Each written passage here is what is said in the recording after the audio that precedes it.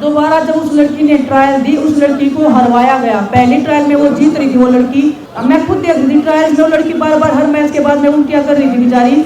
कि जो खिलाड़ी ओलंपिक के लिए क्वालिफाई करके आएगा तो फेडरेशन का अगर मन करेगा ना तो उसकी ट्रायल होगी, बाकी सबकी ट्रायल नहीं होगी। और ये उनकी वेबसाइट पे अवेलेबल है आज भी, अगर आप चेक करना चाहो तो आप निकाल लीजिएगा। हमारे पास भी अगर आप मांगोगे तो हम दे देंगे। अभी जब हम जंतर मंतर पे बैठे थे उससे पहले सरकार के एक अधिकारी से हम मिले थे। जंतर मंतर पे बैठने से 3-4 महीने पहले की बात है। हमने उनको हर एक बात बताई थी कि कैसे लड़कियों के साथ में सेक्सुअल हरासमेंट हो रहा है, कैसे लड़कियों को बुली किया जा रहा है, मेंटली टॉर्चर किया जा रहा है, हर लेवल पे मतलब खिलाड़ियों को इतना परेशान किया जा रहा है कि खिलाड़ी कुछ भी करने को रेडी है अपनी लाइफ के साथ में। जब हमने 3-4 महीने वेट कर लिया उसके बाद कुछ भी नहीं हुआ। फिर हम जंतर मंतर पे आए।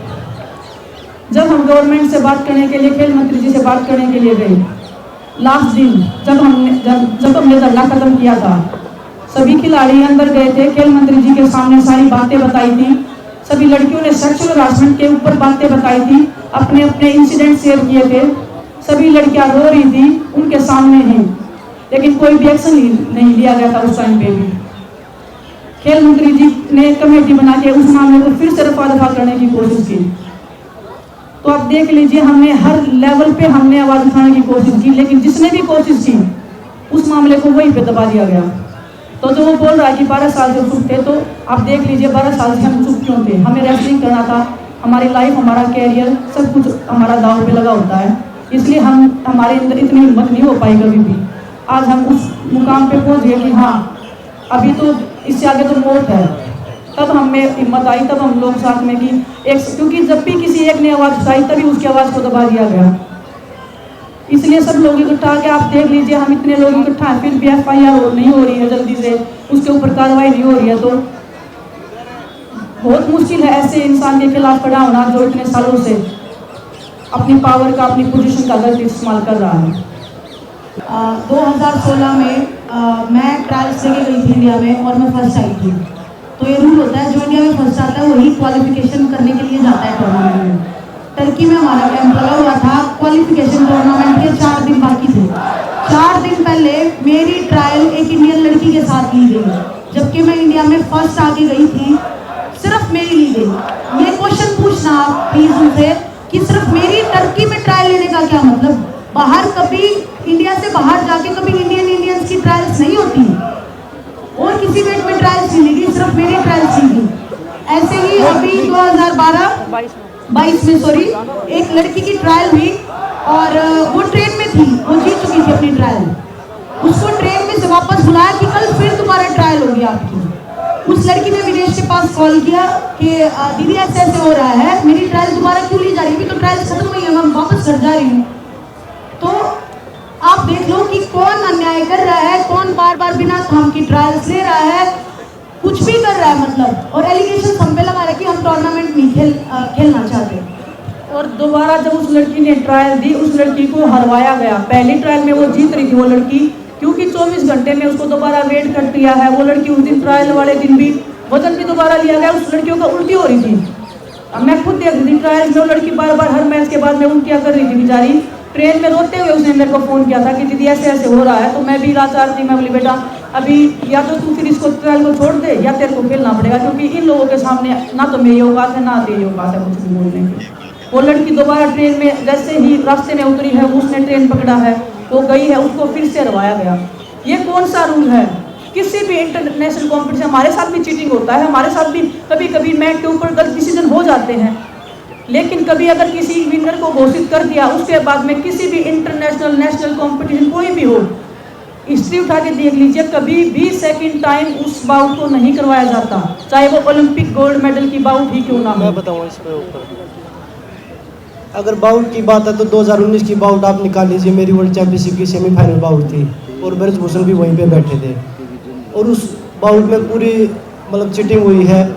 उसके बावजूद ब्रजभूषण ने मेरे कोच को धमकाया कि आपने ऑब्जेक्शन क्यों किया। मैंने उनको बोला कि भाई मेरा कोच सही है, आप एक बार UWW से भी अपील करिए कि भाई आपने हमारे खिलाड़ियों के साथ चीटिंग की है। अगले दिन UWW ने इंडिया फेडरेशन से गलती मांगी कि हमसे गलती हो गई, हम जो चीटिंग हुई है आगे खिलाड़ियों का ध्यान रखें कि किसी के साथ ऐसी गलती ना हो।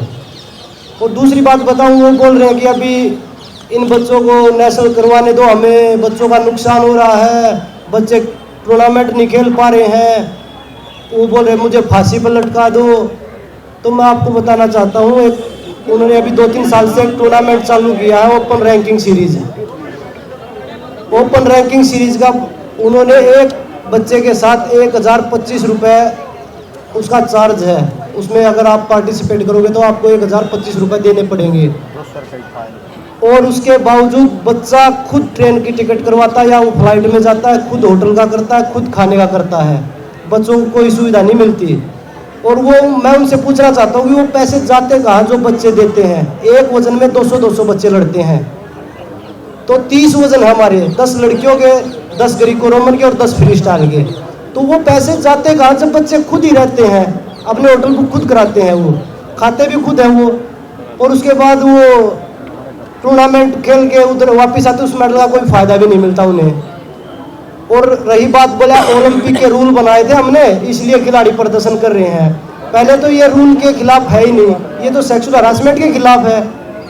और रूल की अगर मैं बताऊं आपको, तो उन्होंने रूल बनाया है ओलंपिक के लिए कि जो खिलाड़ी ओलंपिक के लिए क्वालिफाई करके आएगा तो फेडरेशन का अगर मन करेगा ना तो उसकी ट्रायल होगी, बाकी सबकी ट्रायल नहीं होगी। तो ये तो उनके मन मर्जी के रूल हो गए ना। ये एक क्लियर रूल कहा हुआ है कि भाई सभी की ट्रायल होगी। अगर 5 खिलाड़ी क्वालिफाई करके आते हैं तो 500 की ट्रायल होगी।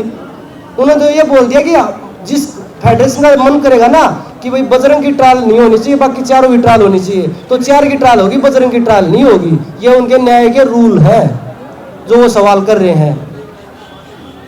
और ये उनकी वेबसाइट पे अवेलेबल है आज भी। अगर आप चेक करना चाहो तो आप निकाल लीजिएगा, हमारे पास भी अगर आप मांगोगे तो हम दे देंगे। ये उन्होंने बाकायदा वेबसाइट पे डाला हुआ है कि ऐसे रूल है। तो वो कोई भी काम से बुलाते थे तो हम जाते थे, और वहाँ की जो पिक्चर्स खिंच जाती थी वो ठीक है कि हम मिलने गए थे। और विनेश का भी सवाल उठा रहे हैं, विनेश को मतलब अब से लेके 2 साल हो गए ब्रिजभूषण से मिले हुए। वो या तो ट्रायल्स के टाइम पे मिलती है जो वो आते हैं, नेशनल्स के टाइम पे, इंटरनेशनल कॉम्पिटिशन में, लेकिन ऐसे पर्सनली विनेश को 2 साल हो गए वहाँ गए हुए, फेडरेशन गए हुए। और ये सारे उनके क्वेश्चन का आंसर है जो कुछ भी बोल रहे हैं हमें हमारा मुद्दा भटकाने के लिए और हमें गलत साबित करने के लिए। वो बोल रहे हैं ना कि 10-15 दिन पहले ही मिले थे। विनेश अपने हस्बैंड के साथ आई थी, बजरंग अकेला लाया था, बजरंग मिला था उनसे लास्ट टाइम सीनियर नेशनल हुआ था, संगीता की मैच थी तभी नेशनल में ही उनसे मिला था। और मैं तो 2 साल से उनसे मिली ही नहीं हूँ। अगर किसी कंपटीशन में आगे तो आगे। वो बोल रहे हैं कि रेसलिंग फेडरेशन में आए थे, मैं 2 साल हो गए रेसलिंग फेडरेशन में ब्रिजभूषण से मिली ही नहीं हूँ। 2 साल तो मैं मिनिमम बता रही हूँ। मेरे को तो लास्ट टाइम याद आ रहा है 2018 में जब मेरी शादी हुई थी, तब उन्होंने बुलाया था खुद कि आप आए हो, मेरे को कुछ पेपर साइन करवाने थे, तब उन्होंने बुलाया था, तब हम उनसे मिले थे। अदरवाइज मेरे हस्बैंड तो पहले ही और लास्ट टाइम तभी उनसे मिले थे।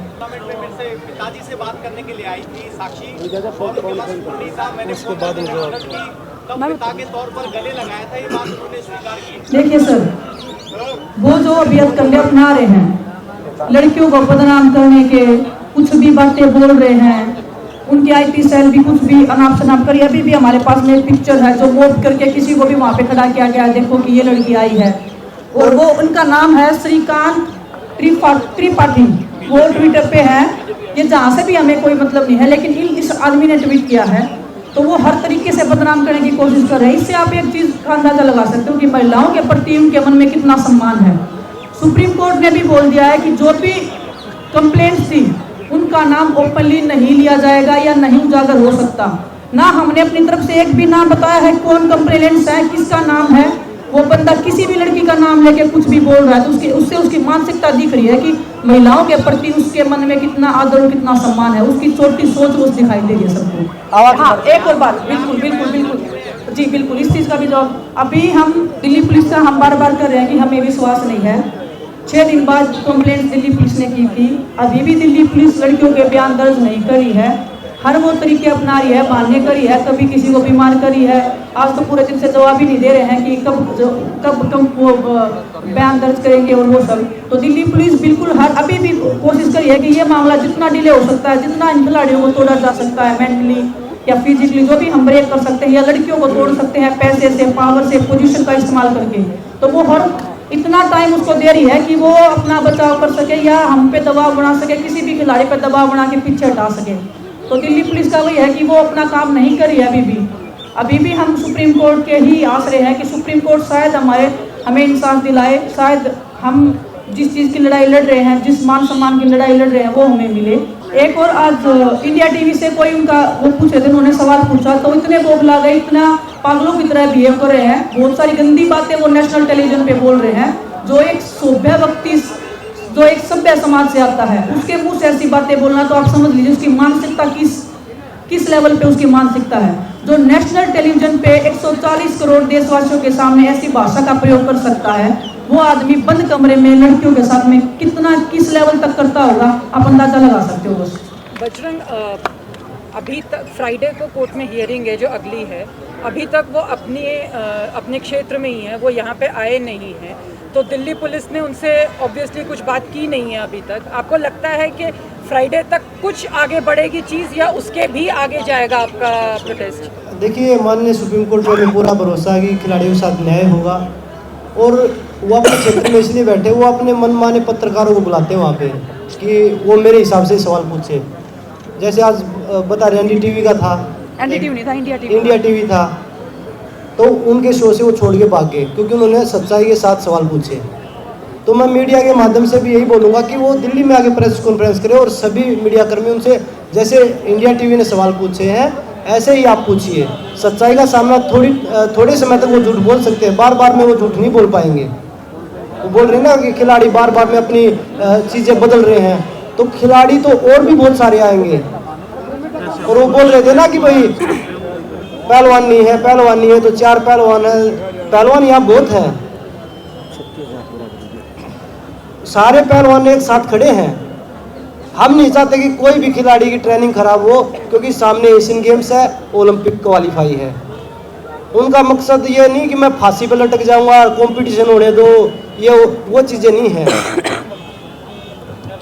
अगर वो सही में रेसलिंग की भलाई या रेसलिंग खिलाड़ियों की भलाई, हमारी भलाई चाह रहे हैं ना आज भी, और बोल रहे हैं कि आप चले जाओ या कंपटीशन लड़ने दो, मैं फांसी पे चढ़ने को तैयार हूँ, तो मेरा आप लोगों के माध्यम से एक रिक्वेस्ट रहेगा, अगर वो फेयर इन्वेस्टिगेशन चाहते हैं तो खुद पुलिस स्टेशन में जाएं, क्योंकि उनके ऊपर पोस्को एक्ट लगा है, नॉन वेलेबल ऑफेंस है, क्रिमिनल उनके ऊपर है। खुद पुलिस स्टेशन में जाए कि प्लीज़ मुझे गिरफ्तार करो, गिरफ्तार करने के बाद में इंटेरोगेशन कीजिए, अगर उसमें कुछ भी नहीं निकलता है तो हम दोषी। लेकिन अगर वो चाहते हैं कि फेयर इन्वेस्टिगेशन करें और वो हर तरीके से सहयोग देना चाहते हैं, तो हमारे माध्यम से ये एक सहयोग वो देना चाहते हैं तो दे सकते हैं। उसके बाद में जो भी सच और झूठ निकल के आएगा वो तो पूरे देश के सामने ही होगा।